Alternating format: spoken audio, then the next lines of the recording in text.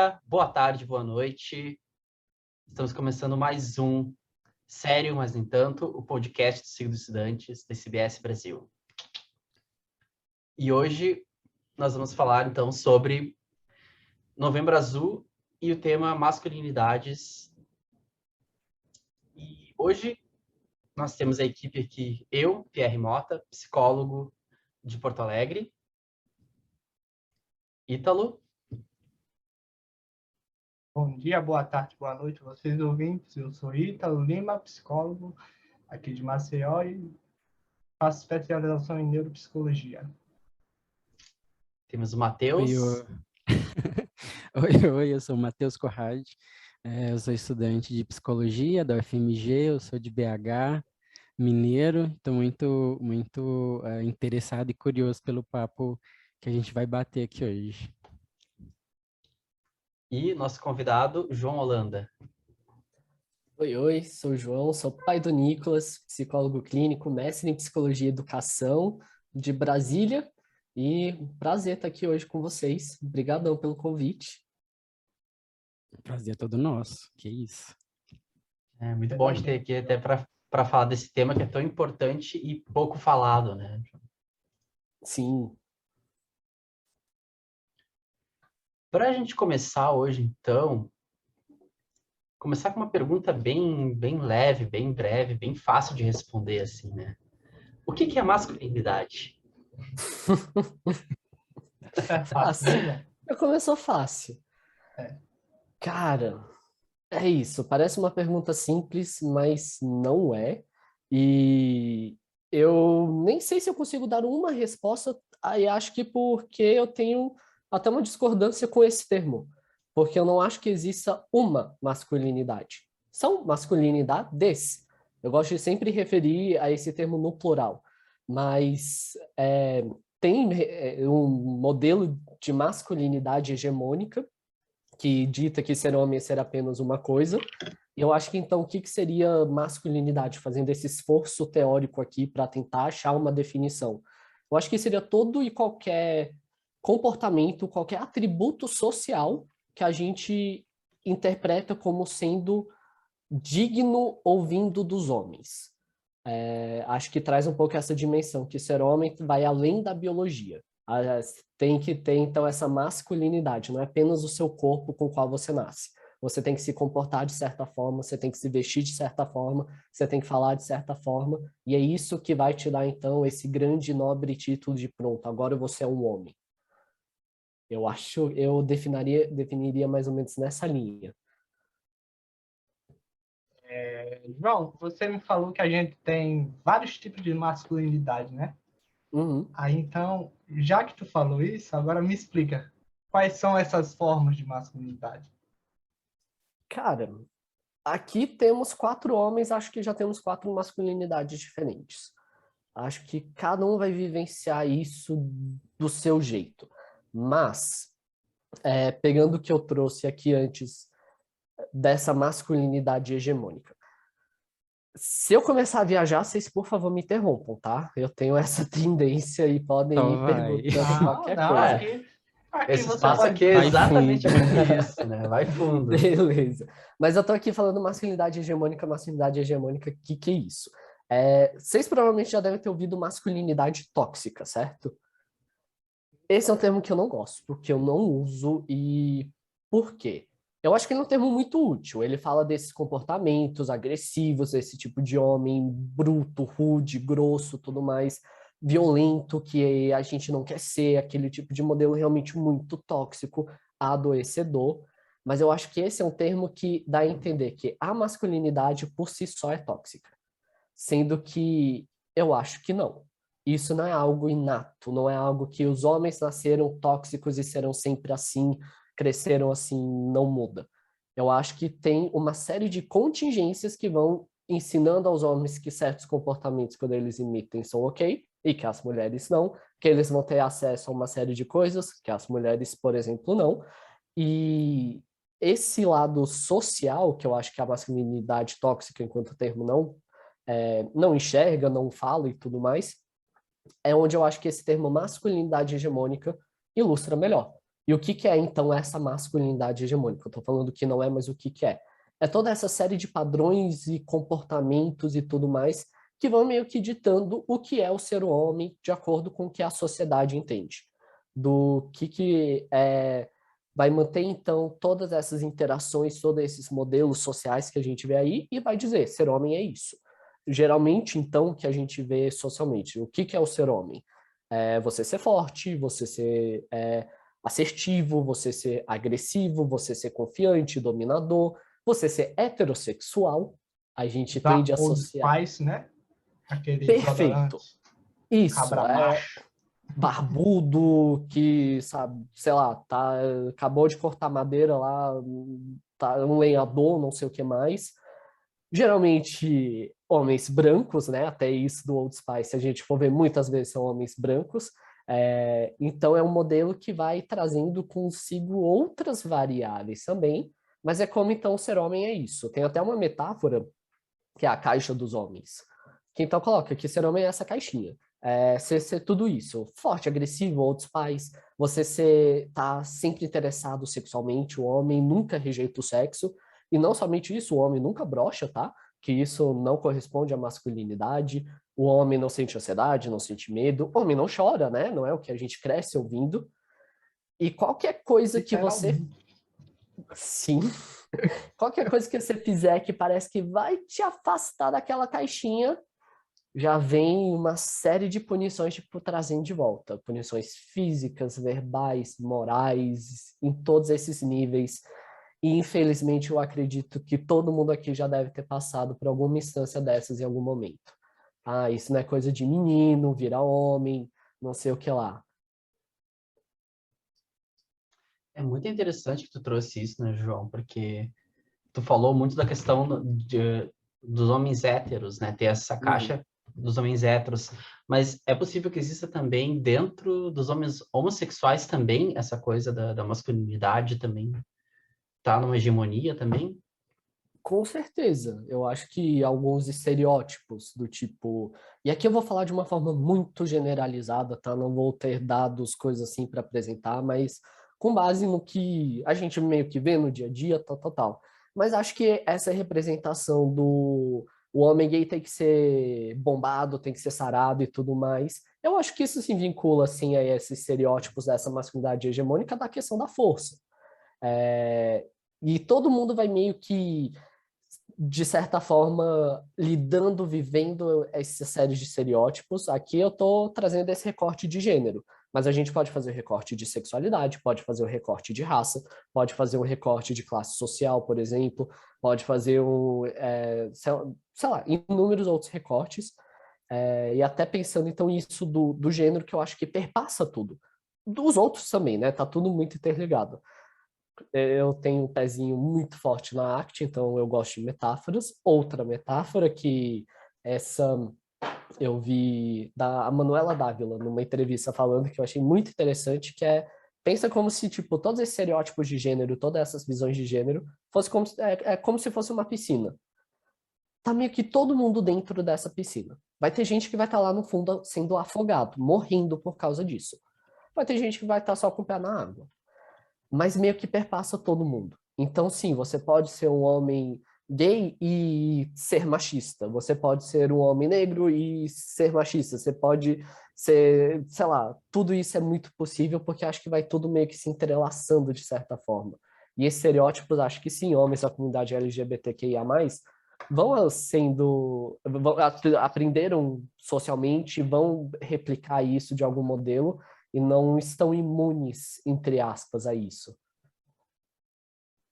Nossa, muito, muito interessante isso, João. E pegando o gancho aí que você comentou que você gosta, né, da ACT, trazendo, né, um pouco para a conversa aqui para as contextuais, como que a ideia de selfie para a ACT, ela está atrelada a essa perspectiva que você está trazendo, que é dessa masculinidade hegemônica, assim, Uhum. como que essa conversa se dá? De muitas formas, eu acho que tem muitos links que dá para a gente fazer e acho que dá até para a gente pensar além do selfie. Dá para pensar no selfie, sim, mas dá para pensar na fusão, dá para pensar Sim. em tantas coisas, na esquiva experiencial. Eu acho que os homens são experts em esquiva experiencial, porque somos ensinados que homem não chora, o homem é forte, então qualquer coisa que está rolando aqui dentro que pode ser desagradável, demonstrar uma vulnerabilidade, a gente associa com fraqueza e, opa, homem é forte, eu não tenho que sentir isso, né? Então Ou eu me pedir esquivo. ajuda também, né? Sim, com certeza, mas pegando então isso do self, eu acho que dá para a gente pensar uma visão de self como conteúdo aí, nem como contexto ser homem é isso. Então, se eu sou homem, eu tenho que agir assim, assim, assado. O meu repertório verbal, então, me ensina, minha comunidade verbal me ensina que ser homem é se comportar dessa forma, seguindo tais regras, tal, tal, tal. Então, eu vou fazer isso. Não importa o dano, não importa o curso que tenha. Então eu posso super discordar ou achar isso muito errado. Eu posso ver um amigo meu assediando uma mulher e eu ser super contra isso. Mas, pô, é meu brother, né? Então deixa eu ficar quieto. Ele vai querer bater em mim, ele vai não sei o que lá. Eu fico na minha porque então eu tenho que ser homem. E ser homem é compactuar com certas coisas, reforçar certos silêncios, de certa forma. Então, acho que esse self dá para a gente pensar muito nesse sentido, como um conteúdo mesmo, que o ser homem é apenas isso, então eu me prendo a isso, e eu vou me comportar de certas formas que o povo vai então entender, a comunidade vai entender que eu sou isso, tá? Porque eu tenho que ser isso. Qual que é o pior xingamento, assim, que você pode fazer a um cara? É questionar a sua masculinidade. Você é viado, como se isso fosse algo ruim. Ah, Totalmente. isso é coisa de mulherzinha. É como se então você estivesse lá no topo por ser homem, qualquer coisa te traz para baixo. Você está sendo menos homem, não seja isso. E até nesses xingamentos, geralmente o homem, quando é xingado, é posto numa posição passiva, né? Tipo, vou Uhum. comer, vou fazer isso com você, sempre deixando ele numa posição passiva. Isso tá tão presente que até ser homem numa posição passiva é como se você fosse inimigo da sua própria história, né, João? Aham. Chega até a ser meio contraditório de certa forma, Né? mas sim. Isso. E até fiquei pensando aqui num xingamento que xingam a pessoa, mas não estão falando da pessoa, seu filho da puta. Não tá falando do cara, não tem nada aí, Nossa, tipo, É, total, João, total. Nunca tinha pensado nisso. saca? Aham. Aí o homem hétero diz, você é mó viadão, vou comer seu tanto. Cara, qual o sentido disso, saca? A masculinidade hoje tá chegando num nível que tá sendo contraditória. Sim. E eu acho interessante essa ideia da fusão, assim, porque me parece que é muito difícil descolar, assim, sabe? Esse estereótipo, assim, não sei como se apresenta na clínica, como é, mas parece que é um processo muito árduo, porque ah, a forma como você vai cobrar, as sanções que você vai sofrer, né, que trazendo o estereótipo no homem hétero, Uhum.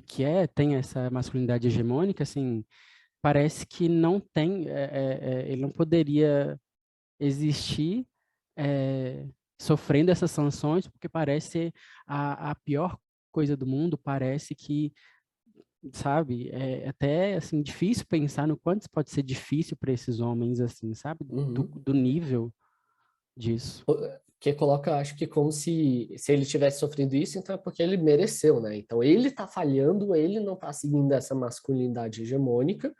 Então, assim, se você tá sofrendo por causa disso, vai virar homem. É fácil. Virar homem. E é engraçado que, assim, esse virar homem não é a melhor das coisas, porque você não pode ser vulnerável, você não pode lidar com as suas emoções, talvez você tenha que tratar alguém que você gosta de uma forma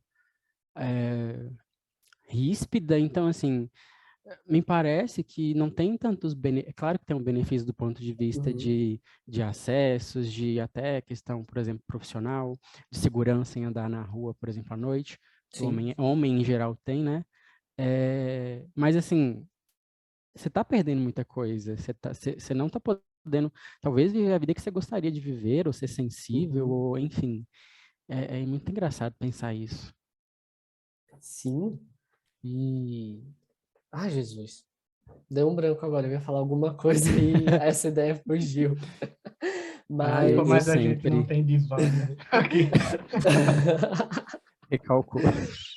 Mas, pegando então, acho que essa última parte que você traz aí do o quanto que isso gera muitas privações. Lembrei o que eu ia falar. Pronto. E daí eu volto, vou fazer o link, foi mal. Sem problema. Você estava trazendo muito essa questão dessa masculinidade que eu acho que, no fundo, o que acaba trazendo? Uma masculinidade que anda muito lado a lado com a violência, de certa forma. E uma violência contra os outros, mas também contra si. Eu fiz um curso do Tiago Zorteia, vocês já ouviram falar dele? Ele estuda muito suicidologia, ele da análise do comportamento. Acho que, se eu não me engano, ele estava comentando que as mulheres tendem a ter mais tentativas de suicídio, mas os homens são mais eficazes em suas tentativas. Os homens tentam menos, só que conseguem mais. Por quê? Geralmente tendem a escolher formas muito mais agressivas e danosas de se matarem, sabe? E então, quando a gente vai olhar assim, tem dados bizarros que os homens são os que mais matam, os homens são os que mais morrem, os homens são os que mais estão envolvidos em acidentes de trânsito. É isso, acho que violência e masculinidade, esse modelo de masculinidade, andam muito lado a lado. Isso não quer dizer que todo homem é violento por si só, claro. Mas, pô, tem uma mega contingência aí que tá presente, né? A gente precisa se atentar a isso. Isso se torna meio que até uma masculinidade destrutiva, né? De certo modo. Entra que nem o Vitor falou, dessa masculinidade destrutiva, né? Tóxica também, que entra. Né, de como que esses padrões culturais que são passados acabam, de fato, prejudicando, né? Nesse nível, assim, né? Sim, e agora fazendo o gancho... Matheus, você ia falar alguma coisa? Pode falar, desculpa. Mas fazendo então esse gancho com a última parte que você trouxe até de muitas formas um sofrimento, algo assim atrelado a isso. Tem um documentário que está disponível no YouTube chamado O Silêncio dos Homens, de um blog chamado Papo de Homem. Acho que eles também fizeram uma parceria com a ONU Mulheres, fizeram uma pesquisa assim bem grande no Brasil e então, esse documentário eu acho que eles falam muito também, né, de grupos terapêuticos para homens e tudo mais, alguns trabalhos sendo executados, alguns grupos até como parte do projeto da Lei Maria da Penha, que isso é algo que nem todo mundo sabe, que a Lei Maria da Penha prevê também grupos terapêuticos para os homens agressores e... Não sabia disso. Sim, gente. E algo muito interessante Sim. que me marcou muito, né? Acho que não lembro se era um psicólogo ou um terapeuta, assim, falando do o que ele percebe que leva mais os homens a refletirem, questionarem essa masculinidade. Quando viram pais, então aí eles são ensinados todo esse modelo meio distante, agressivo, tal, e agora eles são responsáveis por uma criancinha, por um serzinho humano. E às vezes são homens que tiveram pais ausentes e não querem isso, não querem replicar isso, ou então homens que perderam seus empregos, homens que foram demitidos e tudo mais, e aí sai desse papel do homem provedor, por exemplo. E aí começa então a questionar uma série de estereótipos. Pô, mas, sei lá, minha esposa trabalha, então será que eu realmente tenho que ser o único provedor da casa? Será que eu não posso então ficar mais responsável pela comida, pela limpeza, pelos filhos, enquanto ela faz isso e tal. Então, tem, sim, acho que essa pressão que gera esse sofrimento e até dificulta, então, os homens irem na contramão. Sendo que, às vezes, isso toca até em coisas muito valorosas, tipo casamento, família, filhos, por exemplo. Que ainda está dentro de um modelo mais, digamos assim, mais tradicional também de pensar, né? De pensar os ciclos de vida, né? Mas eu queria comentar que eu gostei muito daquela tua metáfora que tu comentou, que é a metáfora que a Manuela trouxe, de pensar a masculinidade e essas questões de gênero masculino como uma piscina em que as pessoas podem escolher o quanto que elas entram, né?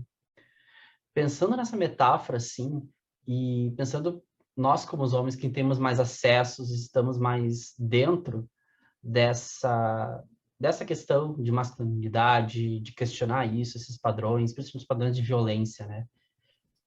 Como que seria a nossa responsabilidade disso dentro das leituras de gênero, principalmente em relação às pautas femininas, assim, né? Como que tu vê isso, assim? Pensando até nessa questão da metáfora, assim, a gente já tem que estar entrando, pulando na piscina com tudo, ou como é que tu enxerga isso, João? Ah, você estava aí falando, eu lembrei de ter uma amiga que ela é psicóloga e trabalha com a CNV, a comunicação não violenta. E teve algo que ela falou que eu acho que responde essa pergunta, porque ela diz: a gente tem que parar de falar, temos que dar voz para as pessoas. Não é dar voz às mulheres. As mulheres têm a própria voz, a gente tem que dar ouvidos. Então, acho que seria nosso papel enquanto homens. Por um lado, é começar, acho que a consumir mais isso. Tem, gente, aqui. Para quem está ouvindo o podcast, eu estou com o livro Debate sobre Feminismo e Análise do Comportamento, da Renata Pinheiro e Tácita Misael. Esse livro é brilhante. Maravilhoso. Sim, cada capítulo é de autoras diferentes. Eu acho que tem 1 ou 2 homens que participaram aqui, mas a maioria são mulheres falando sobre feminismo, sobre análise de comportamento, a nossa área, né? Então, acho que isso é uma forma, o nosso papel de, tipo, tá, deixa eu consumir isso, deixa eu ver pesquisas que estão sendo feitas por pessoas que, historicamente, não produziam tanto conhecimento quanto poderiam e mereceriam, né? Por uma série de preconceitos e injustiças. Então, deixa eu consumir isso, deixa eu então ter acesso a isso, porque mesmo sendo a mesma teoria, talvez algo que eu já esteja familiarizado, pode trazer de uma outra perspectiva que, opa, eu, do meu lugar aqui, talvez nunca tinha parado para pensar nisso. Então, acho que isso é algo a se fazer. Algo também é lembrar que podemos e sempre devemos conversar com as mulheres, com o movimento negro e tal, jamais por. Acho que tem uma série de nuances e até, de certa forma, incômodo, se eu posso chamar desse jeito, que é até onde eu posso ir. Eu acho que lembrar que isso é uma pauta política. Então, assim, algumas coisas, representações, movimentos e tal, não cabe a gente. Eu não vou sair por aí liderando a marcha das vadias. Velho, o que eu tenho a ver com isso? Mas eu posso, talvez, não assediar uma pessoa, uma mulher na rua? Opa, olha que grande contribuição que eu Olha, faço. Coisas assim. Então, e acho é que engraçado rapidinho que a gente está fazendo essa brincadeira, mas assim, para algumas pessoas é tão natural assim, né, que a gente fazendo essa brincadeira, os homens podem até achar estranho, porque é tão natural achar que eles podem assediar, que eles podem falar do corpo feminino alheio, então a gente fez essa brincadeira aqui, mas é sério. sim. Eu só queria soltar o comentário da Carol, que ela falou, já melhora muito a nossa vida. Com certeza. E a gente tem que ressaltar também como esse modelo tradicional do homem impede a gente de estar nessas nuances da sociedade também, né, João? Não sei se você podia comentar isso com a gente. Sim, e eu acho que é por isso que eu até usei a palavra incômodo, porque a gente vai meio que sendo instruído, ensinado que, de certa forma, pode tudo. E agora estão falando, não, não pode. Tá vendo isso? Você foi babaca, você foi racista, você foi machista. E tem um lado nosso que quer falar, não, claro que não, eu não sou isso, eu jamais. Mas, pô, sim, talvez você foi. E é horrível. Não é uma posição que a gente quer ter, mas a gente pode acabar entrando nisso. Então, acho que até entra um pouco na arte de talvez não se esquivar disso. Realmente, eu vacilei. Pô, foi mal. Vou tentar melhorar. Não vou repetir isso. Não que isso por si baixe, mas entender também que tem todo um contexto aí que estamos dentro dele, então não estamos imunes a ele, a gente pode acabar perpassando por isso. Então, se a gente acabar cometendo um caso desses, sendo racistas, machistas, transfóbicos, o que seja, então vamos reconhecer, vamos tentar aceitar que sim, dói, incomoda, a gente não quer estar errado, mas erramos. João, essa sua fala assim, é maravilhosa, porque aceitar isso assim, né? Nossa, eu posso estar sendo machista, eu posso estar me comportando dessa maneira. Às vezes coloca os homens num lugar assim, não, mas eu escuto as mulheres, não, olha como eu sou aberto, não, eu não sou machista. Só que assim, a gente se colocar nesse lugar, entender que a gente está inserido numa cultura desde de bebê, desde criança, Uhum. que é machista, a gente vai, em algum momento, ter pensamentos, ter comportamentos que são. Então, acho que essa sua fala assim tão importante, porque ataca mesmo, né? Incomoda, assim, como assim, eu machista? Não. Só que Uhum. assim, cara, tá, você pode ser, você pode estar sendo. Então, assim, é aquilo que você falou, é escutar, né? Escutar o que as outras pessoas têm para falar, o que as mulheres têm para falar do nosso comportamento, de forma aberta mesmo. Achei muito interessante isso. E lembrar também que o machismo não acontece apenas assim, aquele cara assediando a mulher no beco escuro à noite, tal, tal, tal, que nem a gente às vezes acha, tipo, algo muito presente, muito flagrante. Ele também acontece nessas sutilezas, nessas coisas do dia a dia. Eu interrompendo uma mulher, eu virando para minha esposa, ah, amor, não, eu não sei, não, sei lá, fazer tal tarefa doméstica. Ah, você faz muito melhor do que eu, então faz aí. E a mulher vai se sobrecarregando. Às vezes até nessas coisinhas pequenas, do tipo, você pode ter todo esse discurso, achar que não, ó, eu não assedio, eu nunca bati. Mas, pô, às vezes nessa interação você vai vendo que não tá bem assim. Até naquele momentinho, quando você tá com a mulher do lado e te pergunta quem que é ela, aí você diz, é minha esposa, minha, como aquele pronome de posse, sabe? É, são nessas sutilezas que a gente vai pegando onde a gente tá errando, sabe? E é até normal errar. Uhum. Achei até que você foi generoso, porque eu acho que tem um termo pior que é minha mulher. Essa mulher é minha, tá? E detalhe, só um parênteses, Minha uma mulher, curiosidade. Vocês sabem o que que significa esposa em espanhol? não. Algema. Não. Algema? Mentira. Nossa. Algema. Não, esse Ah, podcast de hoje tá fazendo assim, ó, Top, blow in my mind. expandindo. Meu Deus, não sabia disso. E olha o Mas sim, quanto é sintomático assim, né? sim, essa objetificação no próprio discurso, né?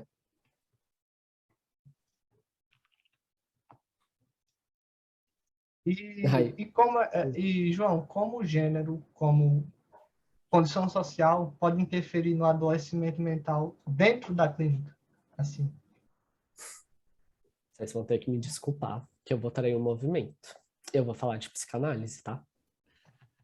Mas Só espera, vai. Só eu vai. vou pode A falar, gente pode justificar. vai falar. cortar, tá? Não, tô brincando que a gente tá Brincadeira, aberto a brincadeira. experiências. Eu vou justificar, tá?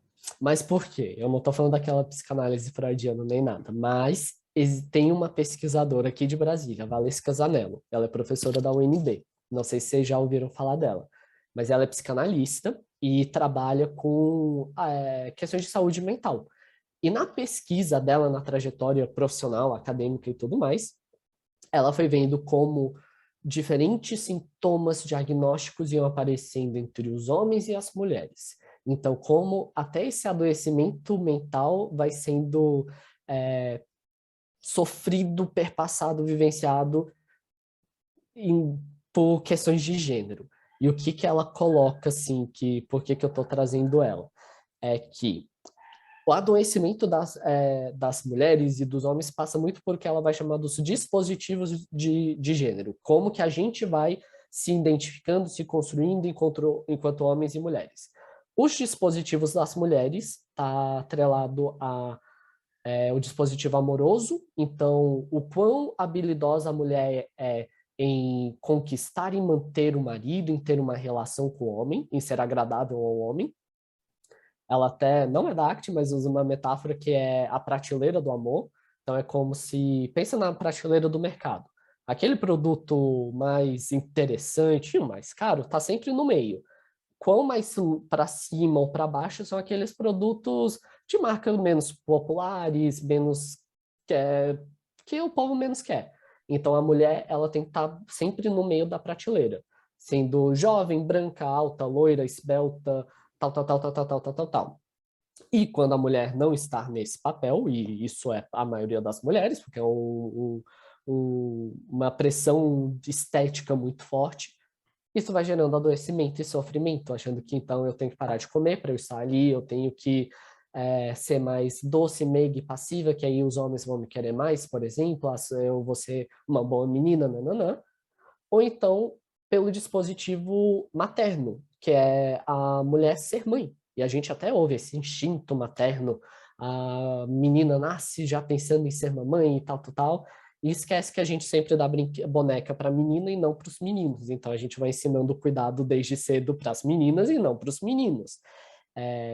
Mas então esses são tipo meio que os dois grandes dispositivos das mulheres, e como isso então vai contribuindo a esse adoecimento, porque do dispositivo amoroso, ela vai analisando como que para se manter numa relação, mesmo que o homem seja um perebento, e aqui eu estou usando as palavras da Valesca Zanello, a mulher vai se submetendo e sucumbindo a uma série de coisas. Ela vai deixando de falar, vai deixando de fazer isso, vai deixando de fazer aquilo, uma série de privações que levam ao adoecimento. Pelo dispositivo materno, então a mulher tem que ser mãe e tal, tal, tal, então a mulher, sei lá, não tem acesso a uma série de serviços de saúde, como interromper uma gravidez, caso ela não deseja a gravidez, né? Mas caso ela opte por isso, como a mulher, então, vai sendo sempre a responsável pelo cuidado das crianças e a sobrecarga que isso gera e tal, tal, tal, depressão pós-parto, uma série de questões assim. Já para os homens, o que ela analisa é o dispositivo da eficácia. Então, você comprova, você mostra a sua masculinidade a partir do quão eficaz você é e o quão avaliando pelo seu desempenho, principalmente em duas áreas, laboral e sexual. Então, o adoecimento do homem também vai estar muito atrelado a ele não conseguir ser o provedor, não ter um desempenho tão bom como ele gostaria ou como ele acha que deveria ter. O homem não conseguir, e aqui pode pensar no trabalho, tipo, sendo então funcionário, sendo chefe, sendo CEO, sendo o que quer que seja, mas também sexual. O homem não conseguir manter uma ereção, o homem ter uma ejaculação precoce, o homem, não sei, de uma série, não ser aquele garanhão que come todas. E aqui, então, são esses grandes dispositivos, mas que na vida vai aparecendo de uma série de formas, e também em relação ao adoecimento dos homens em si. Algo que perpassa muito a masculinidade, a gente até comentou um pouco antes, é o silêncio. Os homens, se for olhar tipo na OMS, por exemplo, não falando dos homens, aqui das mulheres. As mulheres têm maiores índices de diagnósticos de depressão. As mulheres são mais diagnosticadas com depressão. Quer dizer que as mulheres são mais deprimidas do que os homens? Não necessariamente. As mulheres procuram mais o acompanhamento médico, recebem mais o diagnóstico de depressão do que os homens que não procuram, que vão deixar para ir para o médico quando estão morrendo ou nem isso. Entende? Então, até como esses... Isso até tá na nossa música, né? O tempo passou e eu sofri calado de um pagode. E você vê que esses pequenos artifícios que vai transformando a masculinidade, a gente vê, nossa, que bobeira, mas não, isso está mudando tanto que a gente nem percebe. Uhum. Sim. E até, olha que interessante isso, eu sofri calado, tipo, vamos pegar uma outra representação do sofrimento do homem, o homem que levou um chifre, o homem que levou um fora da mulher e não sei o que lá. Muitas músicas até trazem o homem chorando as mágoas na mesa do bar. O homem não tá lá na terapia, o homem não tá conversando com os brothers, pode até estar na mesa do bar com os brothers, mas não tá falando, pô, ela me deixou, cara, ela me traiu, nossa, que eu tô sentindo muita falta, nossa, o que vai ser da minha... Não, tá lá bebendo. Ou então tá lá xingando a mulher, aquela vadia, ela me deixou, ela nunca vai ter alguém como eu, não sei o que lá, nananã. Isso quando fala, mas muitas vezes até esse silêncio acontecendo aí. Ou então buscando outras parceiras, né? Sim, perfeito. Uhum. Ou isso. E até pegando isso do silêncio, né? Eu comentei desse documentário, O Silêncio dos Homens. E aqui pode até gerar um questionamento. Pô, mas que silêncio é esse? O STF é majoritariamente composto por homens. O Congresso é majoritariamente composto por homens. A maioria dos presidentes que a gente teve na história desse país são homens. A mulher que teve foi tirada aí, foi golpe, tá? Eu já deixo isso aqui bem claro. Foi golpe. Foi golpe. Foi golpe. Ai, que volta. E então, que silêncio é esse? É também, já que os homens são a voz ativa em muitas vezes. É um silêncio de não falar das suas sensibilidades, vulnerabilidades, de expor essas fraquezas, mas também o silêncio de se calar diante da agressão do outro. De volta àquilo, de ver o seu amigo sendo machista, agredindo a esposa, assediando uma mulher na balada, e você ficar quieto. achar que não, isso é normal, é coisa de homem. Nossa, Fiquei com João. duas questões agora, assim, nisso tudo que tu falou, né, João? Achei que minha cabeça também, que nem o Matheus comentou, tá fazendo, né? E muitas reflexões, assim. Uma delas foi que tu comentou da questão das mulheres, né, serem mais diagnosticadas com depressão, e acho que não só depressão, mas vários outros transtornos, né? Uhum. Eu fiquei pensando também a manifestação emocional que existe, né? Por exemplo, porque eu vejo muito, assim, no meu entendimento, né, de que as emoções, elas não são uma coisa, digamos, inata, no sentido de que a gente tem e todo mundo tem as mesmas emoções expressas da mesma forma, né? A gente tem algumas aprendizagens culturais que nos levam a expressar mais de um jeito e de outros, né? Não sei, para mim eu vejo muito que os homens são muito mais incentivados a expressar a raiva ao invés da tristeza, né? Muito mais fácil um homem falar, aquele desgraçado, aquele maldito, do que tipo, pô, eu tô triste com isso, Uhum. né? E isso muitas vezes pega total na forma dos clínicos, das pessoas, dos profissionais de saúde fazer o diagnóstico, né? Identificarem as questões de saúde mental, né? Nossa, perfeito isso que você traz, e isso dá raiva. É como se socialmente o único sentimento que os homens são legitimados a expressarem é a raiva. E daí quando você vai olhar aí no a fundo, essa raiva, às vezes sim, é raiva. Mas é frustração, é tristeza, é ansiedade, é medo, e não Uhum. perpassa. Na clínica, o que eu sinto é que muitas vezes eu atendo majoritariamente homens. Minha clientela é composta em sua enorme maioria por homens. Eu acho que eu Nossa atendo 2 senhora! mulheres apenas. É. Cara, que loucura! E eu sinto que com muito deles, e aqui independente de idade, de classe social e tal, eu preciso ter um trabalho prévio de nomeação dos sentimentos. De primeiro entrar em contato com aquilo, saber tatear e nomear. Porque muitos vão chegar, não, tô de boa. Tô puto. Tô com raiva. E daí você vai, cara, isso tá parecendo saudades. Parece, pelo que você tá falando, você tá com saudades dela. Parece que você tá triste, parece que você tá com raiva. Tá com raiva mesmo, parece que você tá frustrado. Parece que você tá uma série de outras coisas. Então passa também esse trabalho de formiguinha. Mas por quê? Porque realmente os homens, até desde cedo, não são ensinados a demonstrarem seus sentimentos, a colocarem isso para fora e até a nomearem isso. E é meio que normalizado talvez uma única forma de expressão. Estavam falando sobre isso e eu lembrei de uma coisa. Eu sou do interior, né, da cidade do norte de Minas, de 50 mil habitantes, e eu lembro da minha infância, assim, de ser muito normalizado o discurso de, se minha mulher me traísse, eu mataria ela. Muito normalizado. Então, assim, acho que a gente vai normalizando também essa expressão de raiva, de violência, Uhum. como a única possível. Se a gente parar para pensar nisso, assim, olha o quanto é pesado para se normalizar, para as pessoas, para os homens falarem como se não fosse nada. E eu tenho essa Uhum. memória assim muito vívida.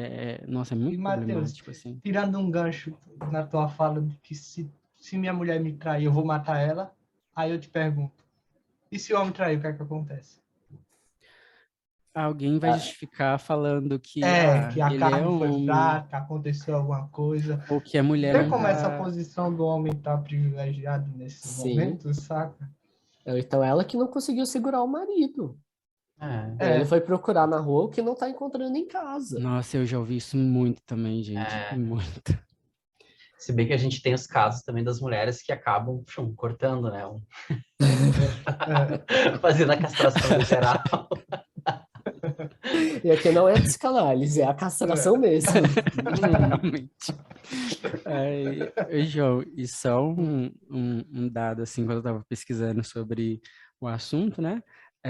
Sobre essa questão de adoecimento mental e tudo mais, um dado acho que da Organização Pan-Americana de Saúde diz que a masculinidade tóxica, ela fará com que 1 em cada 5 homens nas Américas, né, não alcancem os 50 anos. Quando eu li, assim, eu falei, meu Deus, para a gente pensar, assim, no impacto disso. Sim, gente, que tenso isso, né?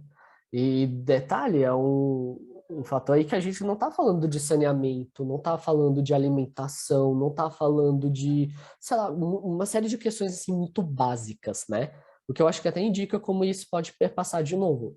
Em diferentes classes sociais, diferentes origens, tá tudo, vários homens aí podendo passar por isso. Seja aquele cara bruto, grosso, assim, sei lá, aquele estereótipo do homem da roça, não sei o que lá, até aquele CEO bam, bam, que trabalha, sei lá, quantas horas por dia e podre de rico e tal.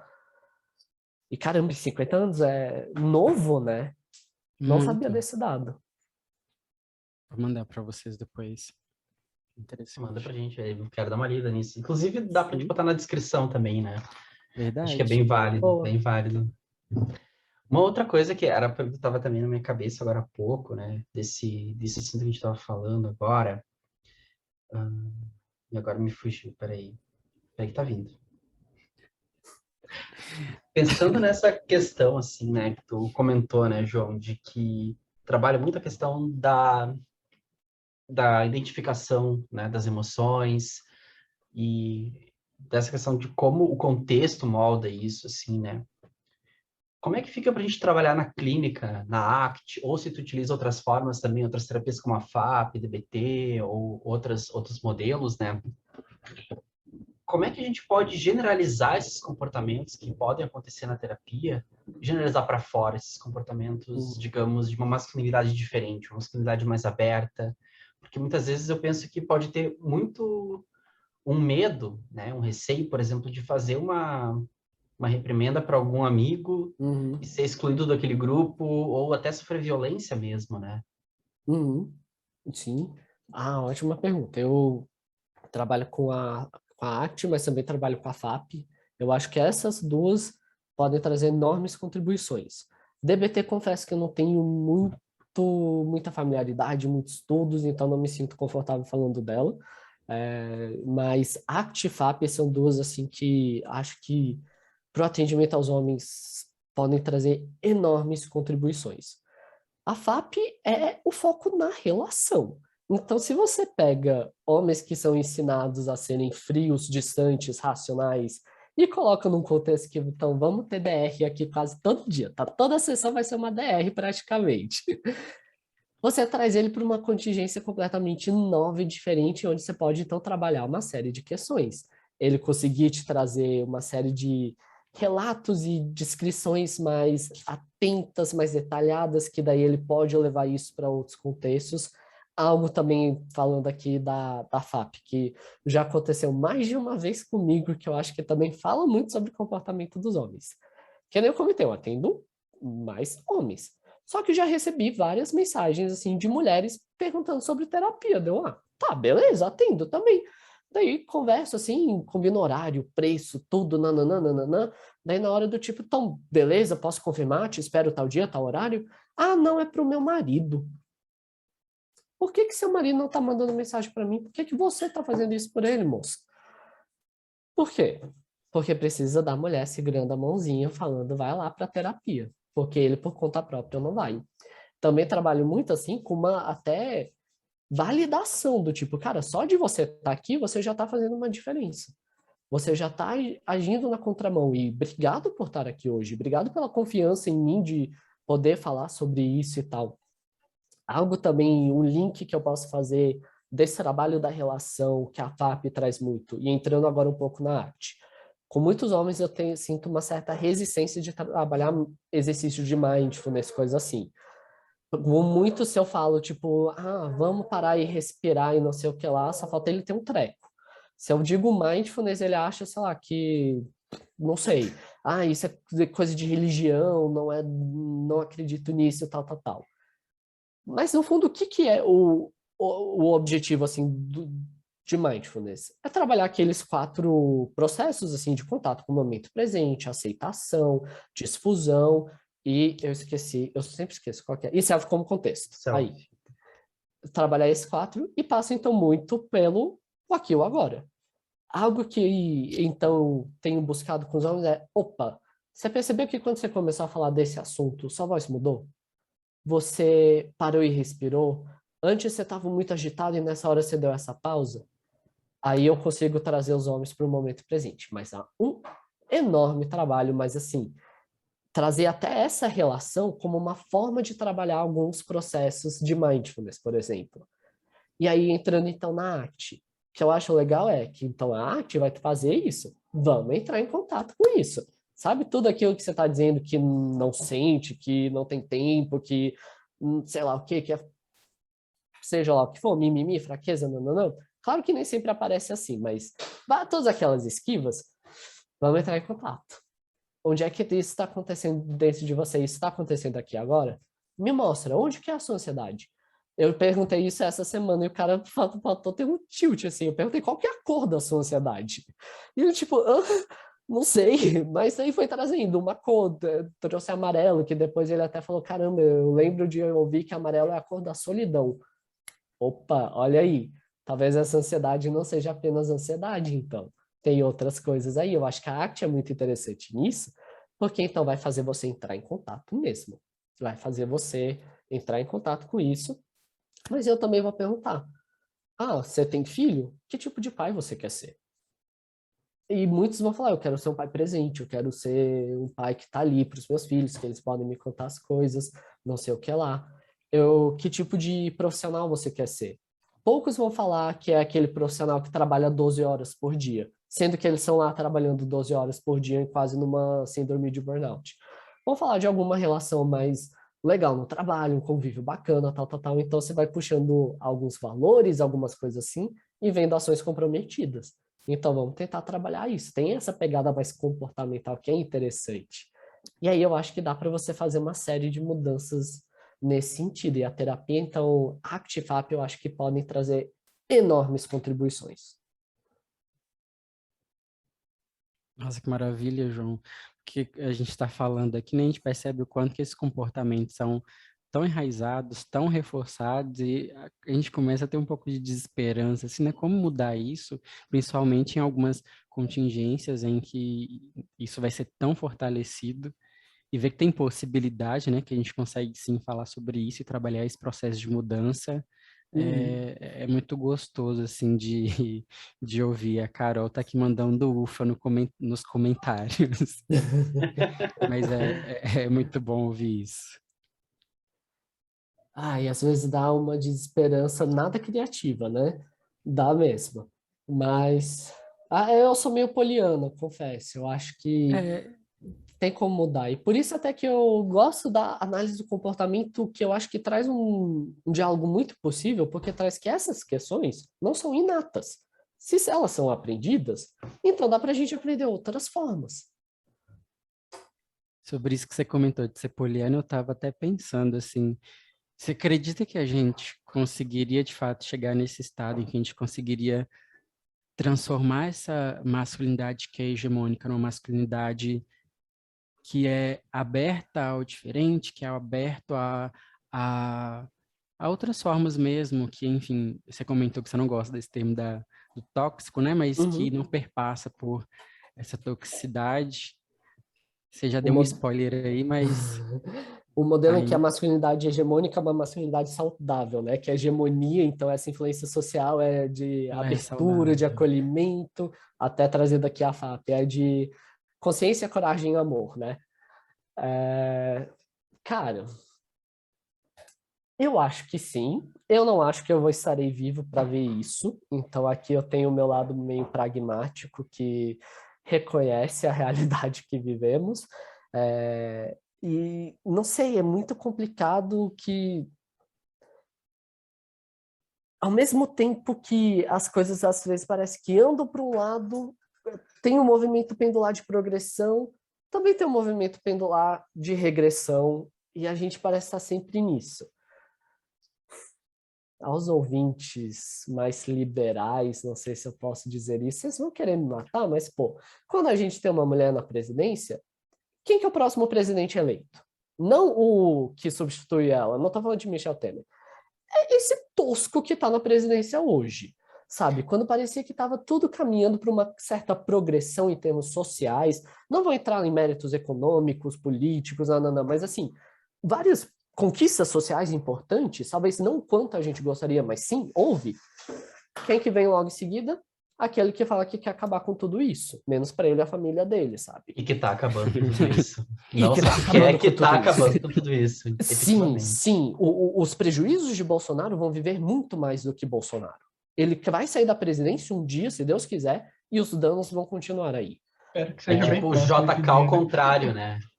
É tipo o Sim, JK ao contrário. JK era 50 anos em 5, né? Bolsonaro é tipo a gente Ai, voltar gente, não que sei quantas tristeza. décadas em 4, né? sim. Então, esse é o lado pragmático do João que fala: eu não estarei vivo para ver isso. Eu tenho um filho, o Nicolas, de 1 ano e 8 meses. Eu não sei se ele também vai estar vivo para ver essa mudança.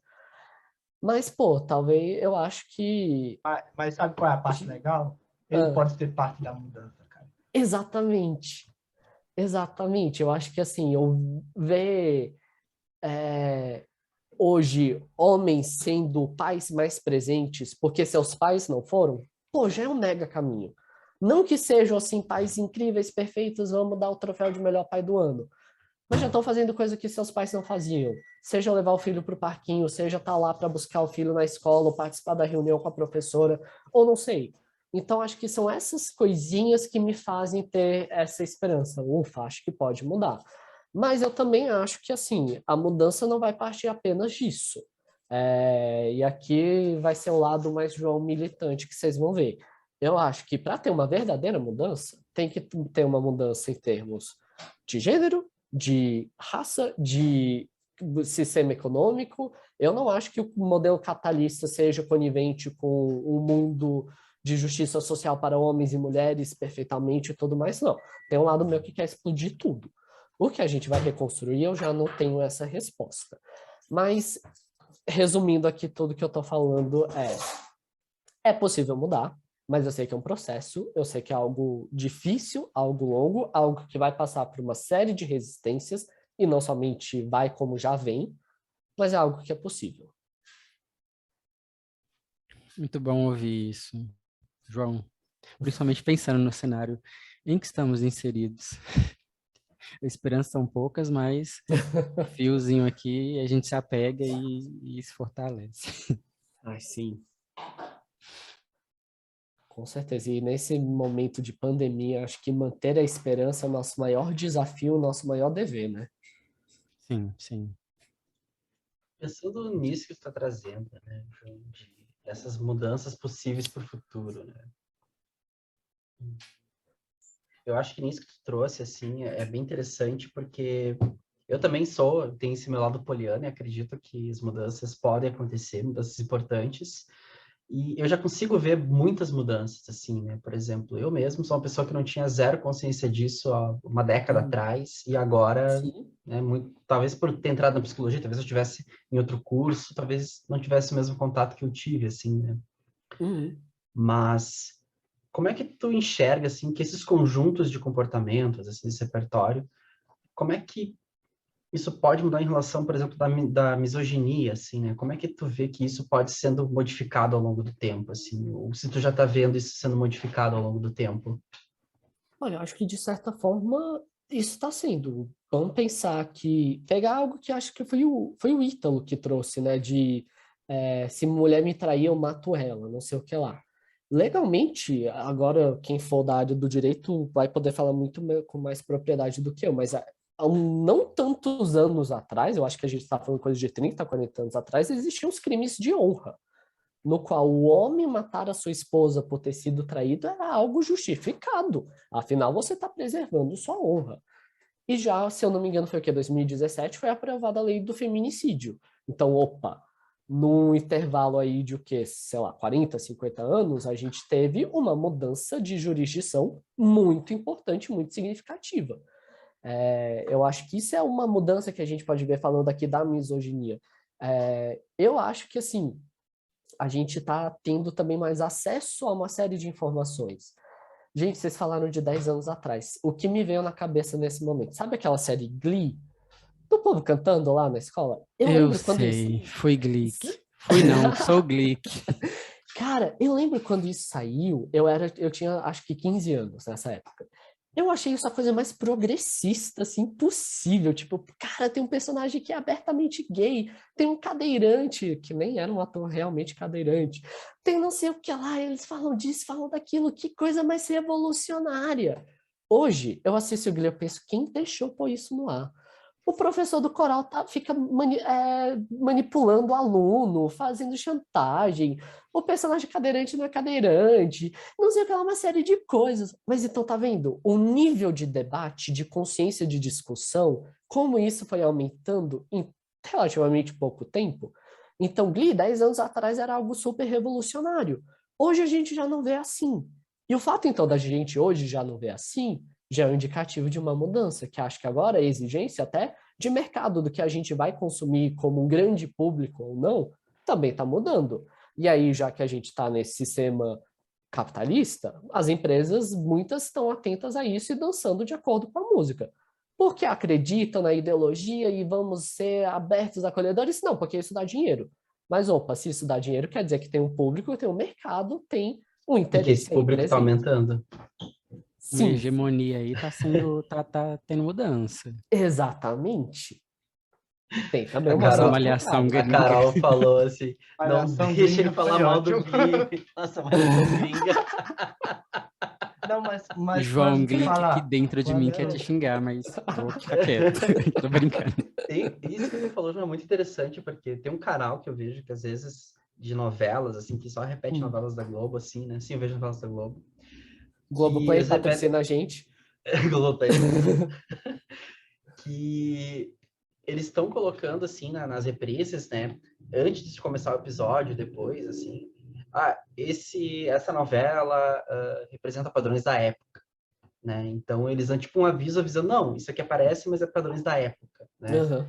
Então, eu achei muito interessante porque exatamente, claro, é uma forma de tipo, olha, gente, não é essa mensagem que a gente quer passar, que se acontece alguma coisa ali que vocês não gostem ou que não esteja de acordo com os padrões sociais de hoje, né?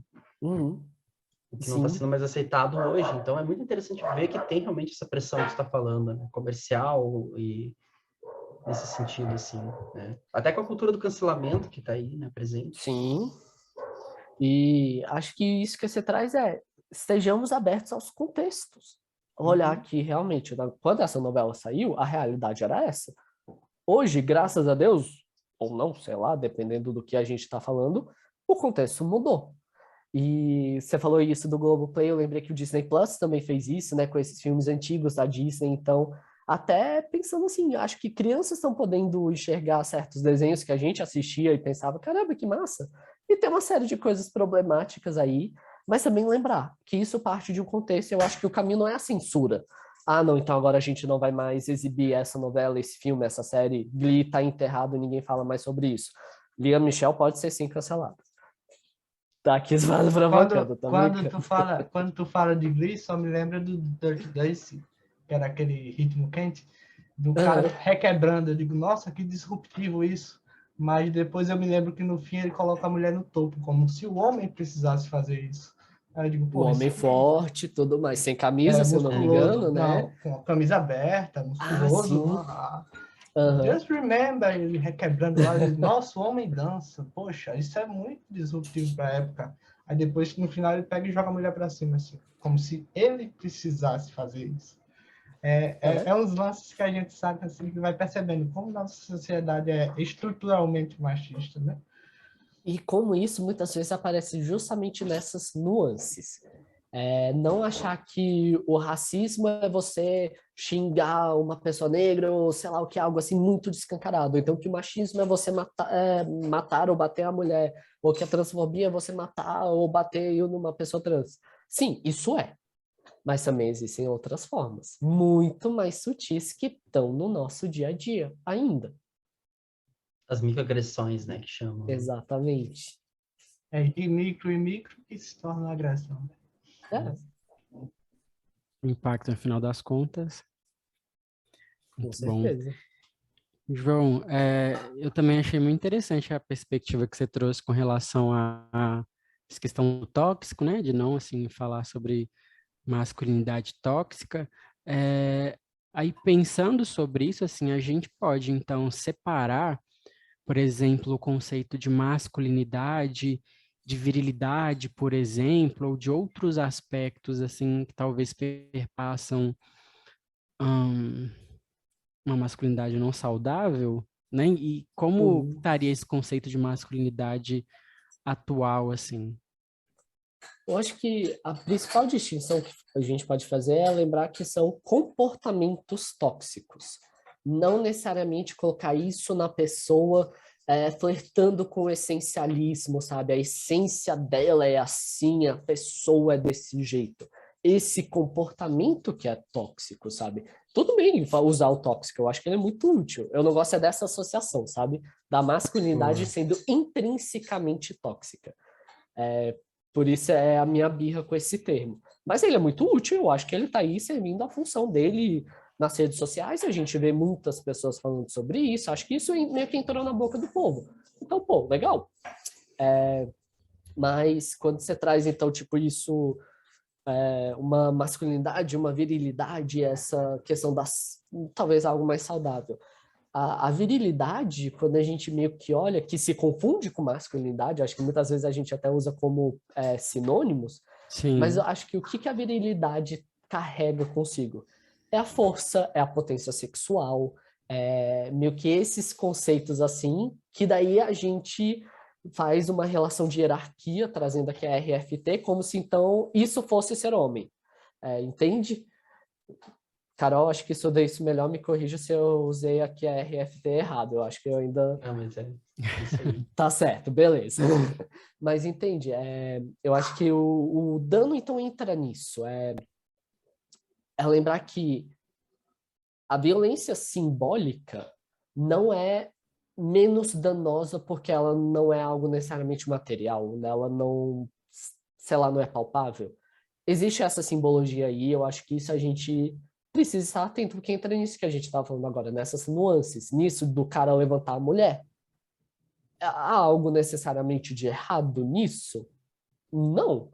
Mas quando você vai olhar todo esse contexto, esse homem como esse símbolo de o galã e não sei o que lá, a ser admirado, que é forte, não sei o que lá, e pega essa mulher sensível e delicada e joga pro ar, e ela abrindo os braços, mostrando estar completamente apaixonada por ele nesse ritmo da música, nananana, entende? Aí opa, vai, Ito, vai me corrigir. Detalhe, a voz que a música é cantada por um casal. E nesse momento a voz é a do homem. Ainda para quebrar tudo de uma vez só. O silêncio é um mecanismo de opressão. Aí, perfeito. Então, Matheus, eu acho que viajei tanto aqui, eu nem sei se eu respondi a sua pergunta. Respondeu sim, respondeu sim. Ótimo, João. Mas então, João, para a gente já ir se encaminhando para o final, apesar dessa conversa estar muito boa, e a gente ficaria fácil aqui conversando muito mais horas aqui sobre esse assunto, que é um tema bem importante, assim, bem legal de poder estar ouvindo tu falar sobre ele, assim. Que tipo de mídia, que tipo de filme, série ou livro tu recomendaria para os nossos ouvintes que estão interessados ou querem saber mais desse assunto? Não um livro técnico, mas algo que as pessoas possam acessar mais. Eu aqui com o livro do livro, galera. Debate sobre feminismo. Algum livro ou filme ou série que você recomendaria para as pessoas assistirem para serem mais tocadas por esse tema, assim, para se sensibilizarem sobre esse tema. Até umas séries que você gosta, não precisa, né? Pode ser uma que você goste também. Tipo um musical aí. Nossa. Um musical no ensino médio nos Estados Unidos, algo assim que você fala, Matheus? Não sei. Musical. Mas com musical, não. Olha, o que eu indico, o que eu também gosto, consumo. Eu adoro Brooklyn Nine-Nine. Essa série é fantástica, brilhante, que eu adoro aquelas comédias, sim, tipo, leves, que você não precisa pensar muito, nada... Ao contrário de certas pessoas nessa chamada, eu não gosto daquelas séries que duram 17 temporadas, assim, uma hora cada episódio e nunca terminam e mais viram novela. A minha... Todo mundo morre. E todo mundo morre. A nossa entidade tá... Direta para a entidade Carol. Às vezes a nossa entidade tem se sentido atacada. Que a deusa nos perdoe. Eu não tenho muita paciência para essa série, assim, mas Brooklyn Nine-Nine eu acho legal. A minha esposa, ela assiste Grey's Anatomy também, e ela me olhou assim, tipo, me fuzilando com o olhar agora aqui. Eu começo a assistir. Ela é quase só chorar, Carol. Eu parei Ela de ver na nona porque devido aos personagens que morreram, eu parei de assistir na nona, assim, eu abandonei. Ai, não, eu já não curto tanto isso, mas por causa disso. Mas, ó, Brooklyn Nine-Nine eu recomendo muito porque tem um elenco que eu acho muito diversificado, então tem mulheres latinas, tem um homem negro que interpreta um personagem homossexual, tem o homem que tá lá, que adora cozinhar e ser o pai pro filho dele, mas tem também o Jake, que é aquele meio bobão, não sei o que lá, que talvez fosse o que mais aproxima essa masculinidade hegemônica, mas quando ele mais se aproxima é quando ele mais se dá mal, e quando ele mais percebe que ao interagir, ouvindo e tendo essa contribuição dessas outras pessoas é quando as coisas começam a andar melhor. Então, acho que é uma série fantástica e é uma série que também tem esse lado comédia, mas não deixa de tocar em temas de relevância social, mas eu acho que eles fazem isso com muita leveza, que eu acho, assim, brilhante. Gosto muito também da série Ted Lasso, é uma série nova, saiu acho que ano passado, do Apple Pay, ou então, se você faz isso, eu jamais faria uma coisa dessa, tem como você encontrar em outros meios. Clandestinos, vamos dizer assim. Isso. Oi, isso. Isso. Mas não estamos recomendando, né? Jamais. Eu recomendar uma coisa. Não entre no site tal. Isso. Eu não muito errado, gente. Streaming, tá? Eu não recomendo streaming, tá? O Spotify vai derrubar nosso podcast. Eu não recomendo. Mas o Ted Lasso, para quem não conhece, qual que é o negócio da série? Fala sobre um time de futebol do Reino Unido, em que o dono desse time se divorcia após uma traição, mas quem acaba ficando como dono majoritário do time é a ex-esposa. E numa tentativa dela de ferrar com a vida desse ex-marido babaca, o que ela faz? Contrata para ser o treinador desse time de futebol um cara do interior dos Estados Unidos, do Texas, não sei o que lá, que era treinador de futebol americano, que entende nada de futebol. Mas, por mais que ele não saiba nada de futebol, ele sabe muito sobre relações humanas.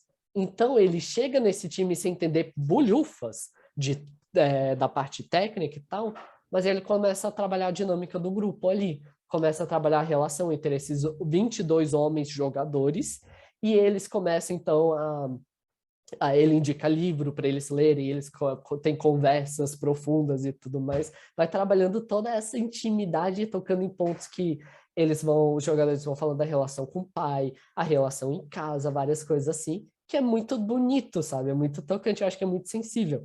Então essa é uma série que eu acho muito interessante para a gente pensar em uma série de conceitos de masculinidade. Que você tá vendo ali aquele atleta que a gente, tipo... E daí eles fazem meio como se fosse o Cristiano Ronaldo, talvez, assim, do time, mas que daí tem uma série de conflitos em casa que você não teria acesso, sabe? E acho isso muito legal. Então, Ted Lasso é outra série que eu indico, Brooklyn Nine-Nine. Para quem gosta de uma pegada mais ação, um pouco mais drama, tem uma série da Amazon Plus que é Amazon Plus. Prime Video. Tô inventando coisa aqui. Prime Video. É tudo Plus, é tudo Plus hoje. Prime, iniciativa aqui. Foi o meu jeito para não cair para não ser barrado aqui. Isso, mas... Aqui que ninguém patrocina. Tem o Prime Video, a série The Boys, que fala... The Boys. Vocês já assistiram? Não. Bom. É muito bom. Eterno na minha a primeira temporada. O que eu acho massa dessa série, porque pega esse mundo assim da Marvel, super-heróis, os Vingadores.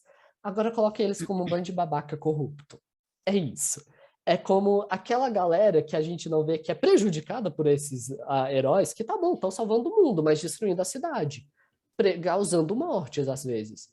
E o povo que sofre com isso, e daí começa meio que uma galera que se junta a investigar aí os heróis, e esse herói principal, que é como se fosse uma mistura do Capitão América com o Super-Homem, então representando esses valores do patriotismo, da força, da não sei o que lá, a moral e os bons costumes, lembra alguém? É o mais safado de todos, sabe? E isso eu acho, então, muito interessante, esses outros lados. Em E é termos de interessante leitura... rapidinho que ele exprime muito essa questão da masculinidade hegemônica, né? Ele é bem Eu tô aquele... adorando, eu tô adorando esse certeza. podcast, que ele vai afetar muito a família tradicional brasileira, cara. Que bom, é pra afetar Esperamos, mesmo. esperamos. E para terminar aqui, porque se deixar eu também falo do mil indicações, mas Já pega a lista, assim. se quiser, depois eu faço um compilado e mando para vocês. De leituras, o que eu indico? Tem um livrinho, você lê numa sentada, você lê coisa assim muito rápida, que é da Chimamanda Adichie, aquela autora nigeriana, que se chama Sejamos Todos Feministas. Na verdade, é o TED Talk que ela deu, que transcreveram no livro. O livro você compra por, sei lá, R$20, se você for comprar, a outras vezes, mas é um livro muito fácil de ler, muito tranquilo, e que ela traz, então, acho que todos esses conceitos, muitas vezes acadêmicos, mas de uma forma muito acessível. Então, você tem uma mulher africana falando sobre questões de gênero, e muitas coisas que ela traz do contexto dela da Nigéria, do que ela percebe do irmão, do pai, e muito se assemelha ao que os homens no Brasil também passam. Então, opa, acho que tem coisa aí que ela traz como é importante que sejamos todos feministas, sabe? Isso eu acho muito sensacional, então fica a minha dica de leitura aqui. Boa. Não conhecia, fiquei muito interessado. Gratidão por essas indicações, João. Inclusive, eles tinham que te pagar por essa, principalmente a Apple, a Amazon, te pagar aí por É. essa... A editora, Também né? acho. Também acho. Para a gente ir finalizando hoje, então, né, João, uma última pergunta, assim, né, que me veio, assim, em poucas palavras, né? Que mensagem tu deixaria, né, para os nossos ouvintes, para que eles começassem a repensar, principalmente os homens que forem ouvir esse podcast, assim, eles começarem a repensar a masculinidade, né? Essa masculinidade hegemônica aí. Momento frase de efeito. Então, eu Frase tenho de efeito. duas. Pá. Uma Frase que de eu... impacto. Frase de impacto. Uma que eu tive o privilégio de crescer ouvindo, porque quem falava isso para mim era minha mãe, e acho que isso também marcou muito, então, quem eu sou hoje, por que eu entrei na psicologia, que a minha mãe sempre eu sempre cresci ouvindo minha mãe falando, a gente não precisa de terapia, a gente merece terapia. Então, acho que isso para os homens é algo que a gente precisa interiorizar, assim, sendo bem mentalista agora, que não, terapia é algo que não é só quando você estiver precisando, a gente merece isso, a gente pode ter isso. E a outra, então, pensando também, nós, enquanto homens, psicólogos, e não somente isso, é uma frase que daí agora eu vou puxar a sardinha para o meu lado, que é a última frase da minha dissertação de mestrado. Eu acho que chegou a hora dos homens cuidarem dos próprios homens. Essa função do cuidado, seja ele afetivo, seja ele, sei lá, da saúde, qualquer área que você for olhar, sempre esteve muito atrelada ao feminino. As mulheres que são cuidadosas, as meninas que são delicadas e não sei o que lá, e cuidam dos outros. Mas eu acho que chegou a hora dos homens também cuidarem dos próprios homens. Seja de si mesmo, um autocuidado aí, mas também do seu filho, do seu pai, do seu amigo, do seu irmão. Também ter esse momento de cuidado e não esperar que ela faça. A gente também tomar frente e fazer isso. Vamos todos ler a dissertação do João agora. Porque com a frase Isso que eu ia dessa, pedir depois Eu vou preciso deixar ver aqui a preciso ver o reação de conteúdo palmas. completo. É, muito bom, muito Muito bom. Podem bom, ler, João. tá Muito disponível obrigado. aí na internet. Sim. E obrigado vocês. João, muito obrigado pela sua presença aqui. Foi uma experiência, que nem já dizia o Augusto Braga, indevassável. Nossa. Depois vocês Concordo procuram em no número e dicionário grau. isso. Mas foi incrível, surpreendente estar aqui nesse podcast contigo. A gente, não só o SIC, que já tem, mas todos os homens aqui, queriam te agradecer Sim. bastante. Foi fenomenal. Foi ótimo, João. Obrigado a vocês. Qualquer coisa, sempre que quiserem, me chama que eu vou. Nas palavras da grande Inês Brasil. Amo. Muito obrigado mesmo pela participação. Imagina. Então, pessoal, para quem nos assiste, então, esse foi mais um episódio do Sério Mas Nem Tanto. E aproveite lá, curta nossas redes, acompanhe nosso canal.